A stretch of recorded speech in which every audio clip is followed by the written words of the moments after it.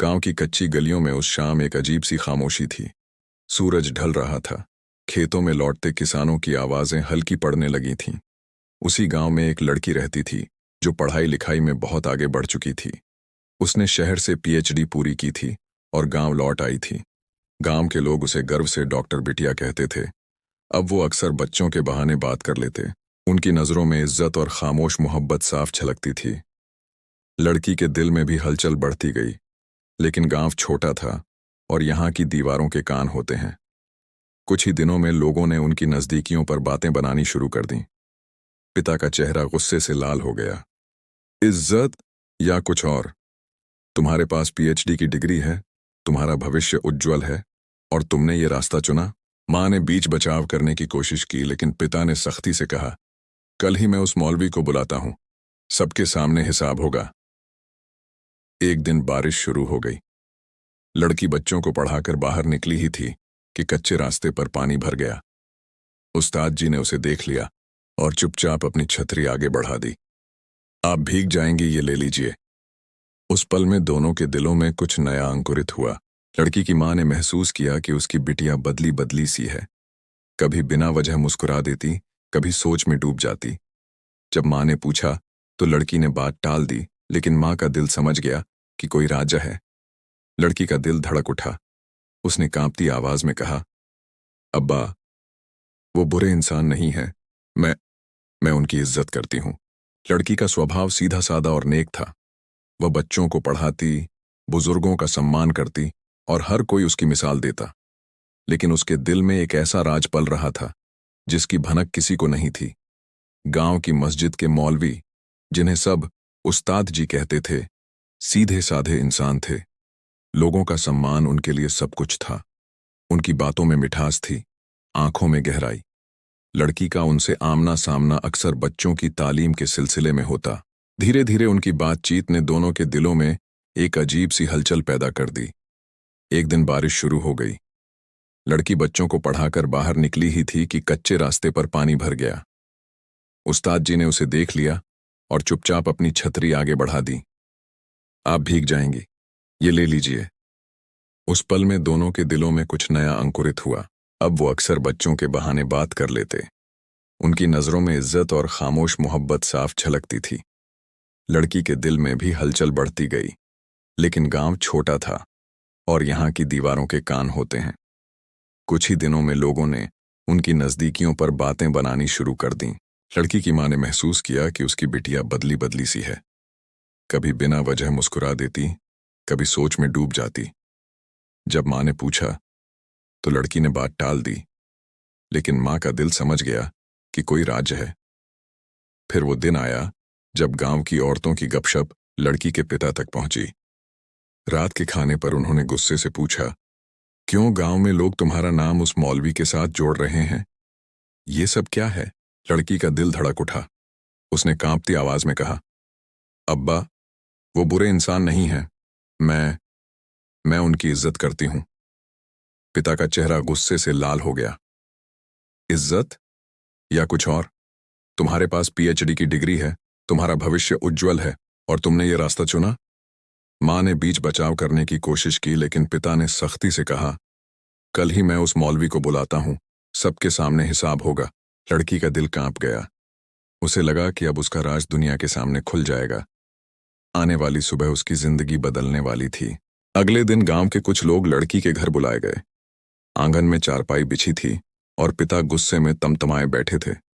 जब उस्ताद जी आए तो माहौल भारी हो गया। पिता ने सीधे सवाल किया, गांव में बातें उड़ रही हैं कि तुम्हारा मेरी बेटी से ताल्लुक है, सच सच बताओ। उस्ताद जी ने गहरी सांस ली और धीमे स्वर में कहा, हाँ, ये सच है कि मैं आपकी बेटी का सम्मान करता हूं और ये भी सच है कि दिल के किसी कोने में उसके लिए एक जगह बन गई है। ये सुनते ही पिता आग बबूला हो उठे। हिम्मत कैसे हुई तुम्हारी? मेरी पीएचडी बेटी और तुम जैसे मामूली मौलवी, ये नामुमकिन है। कुछ लोग पिता का साथ देने लगे, लेकिन गांव का मास्टर बोला, अगर दोनों के दिल में कुछ है तो इसे इज्जत के साथ निकाह में बदल देना चाहिए, वरना मामला और बिगड़ जाएगा। माँ की आंखों में आंसू थे। वो समझ रही थी कि बेटी सच बोल रही है, लेकिन पिता की जिद चट्टान की तरह अडिग थी। रात को उन्होंने बेटी को सख्ती से चेतावनी दी, कल से मस्जिद के पास मत जाना। अगर फिर से उस मौलवी से बात की तो तुम्हारी पढ़ाई भी रोक दूंगा और बाहर निकलना भी। लड़की ने रोते रोते कहा, अब्बा, आपने हमेशा सच बोलना सिखाया, तो आज मैं भी सच कह रही हूं। मैं उनसे मोहब्बत करती हूं। वो बुरे इंसान नहीं हैं। उस्ताद जी ने गहरी सांस ली और धीमे स्वर में कहा, हाँ, ये सच है कि मैं आपकी बेटी का सम्मान करता हूं, और ये भी सच है कि दिल के किसी कोने में उसके लिए एक जगह बन गई है। कुछ लोग पिता का साथ देने लगे, लेकिन गांव का मास्टर बोला, अगर दोनों के दिल में कुछ है तो इसे इज्जत के साथ निकाह में बदल देना चाहिए, वरना मामला और बिगड़ जाएगा।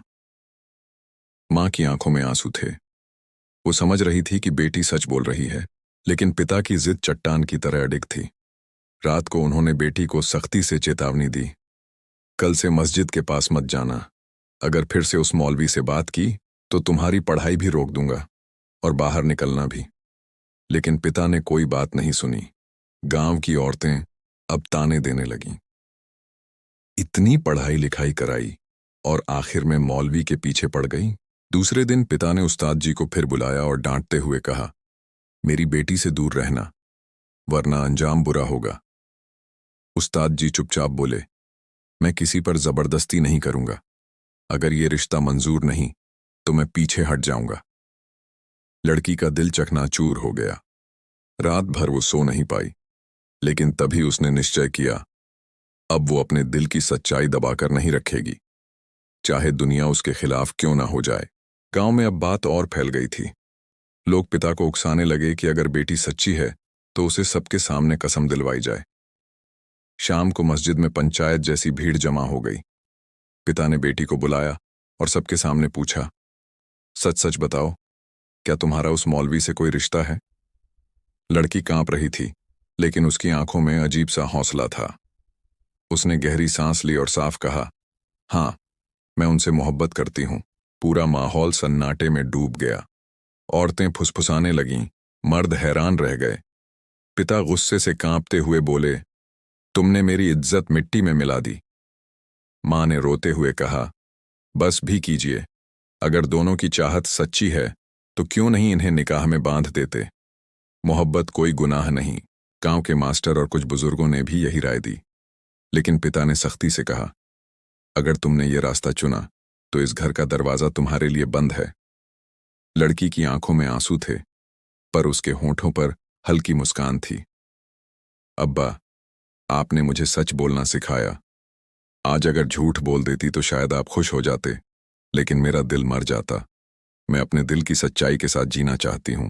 उसने सबके सामने मौलवी के पास जाकर खड़े होकर कहा, मैं इन्हें अपना हमसफर चुनती हूं। आखिरकार गांव के बुजुर्गों की दखल से निकाह करवा दिया गया। निकाह की रात लड़की ने धीरे से कहा, रास्ता मुश्किल होगा, लोग ताने देंगे, मगर मुझे अब डर नहीं है, जब तक आप मेरे साथ हैं। मौलवी की आंखों में आंसू थे। उन्होंने कहा, हमारा रिश्ता न सिर्फ मोहब्बत का है, बल्कि सच्चाई और हिम्मत का भी। और इस तरह विरोध और संघर्ष के बीच वो मोहब्बत एक नए सफर की शुरुआत बन गई।